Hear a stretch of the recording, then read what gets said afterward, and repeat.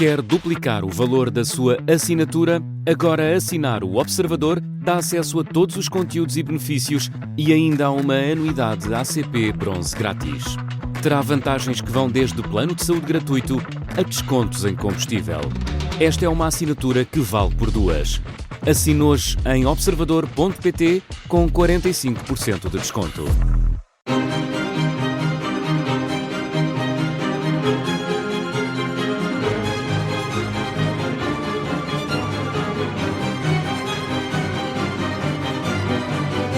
A nossa cultura, eu sou o João Costa Campos, a Rádio Observador está em Penalva do Castelo, estamos a conhecer um pouco mais da Casa da Ínsua e as histórias que ela guarda.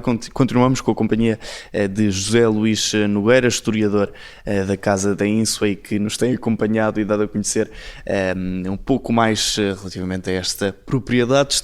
Saímos, conhecemos a entrada da casa e aquela escadaria suntuosa e estamos agora na Sala dos Retratos, com um grande destaque para Luís de Albuquerque, aqui numa tela ao centro da sala. Exatamente, no Sítio Nobre temos Luís de Albuquerque, porque foi ele que pensou tudo isto e que sabe o que é que queria fazer com esta sala.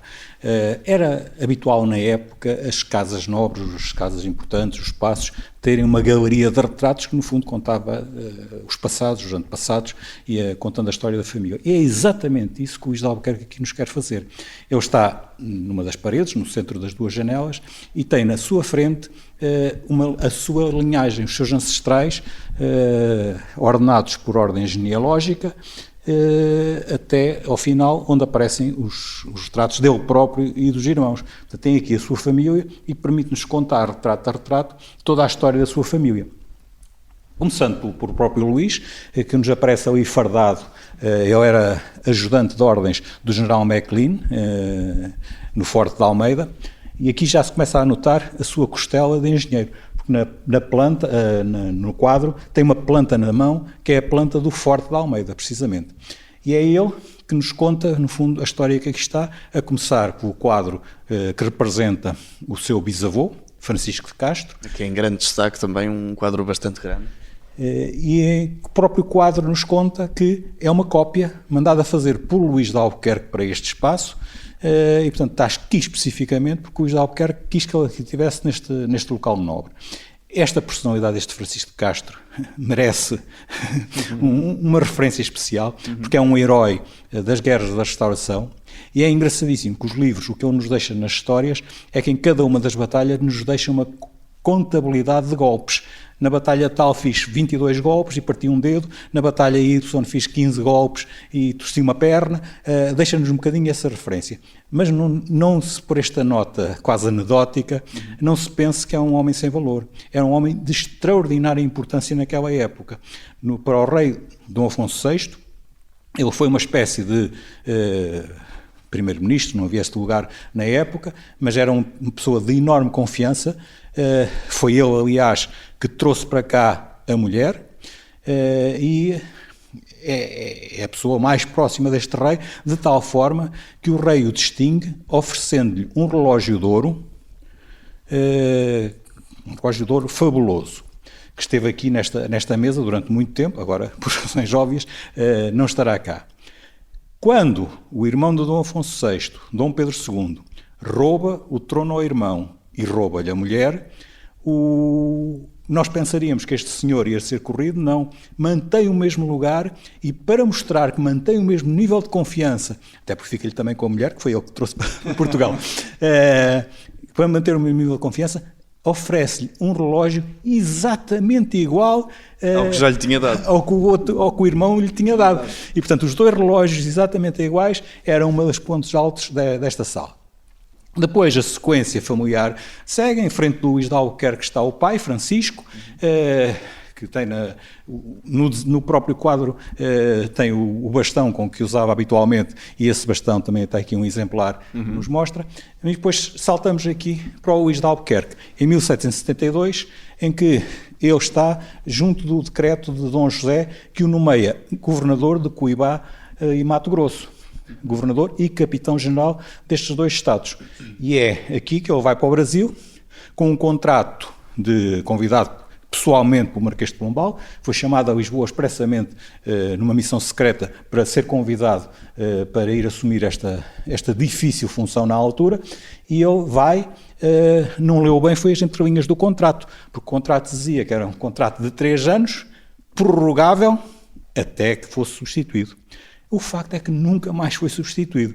Chegou a haver um quinto ou quarto governador, chegou a haver um quinto governador nomeado, mas nunca lá apareceu para tomar posse. E ao fim de 2 décadas, o Luís de Albuquerque, que queria regressar a casa, só se lembrou de uma maneira e convidou o irmão do meio, João, que temos aqui. Está aqui também. Está aqui ao lado dele, e convidou o João para o substituir, e o João aceita, e ali está o João, chegado a Vila Bela, ali com a primeira mensagem da sua chegada a Vila Bela. Eles ainda se encontram lá, passa-lhe o testemunho, e o Luís regressa a Portugal, e aqui temos ele agora, no retrato seguinte, com, digamos, a fatiota do Conselho Ultramarino. Portanto, ele é nomeado. Perdeu um bocadinho a importância, porque era amigo do Marquês de Pombal, a Dona Maria já não é tão dessas ondas, mas mesmo assim ainda o nomeia, ele acha que não é suficientemente reconhecido, mas mesmo assim ainda o nomeia para o Conselho Ultramarino, tal a importância que o Luís de Albuquerque ainda tinha.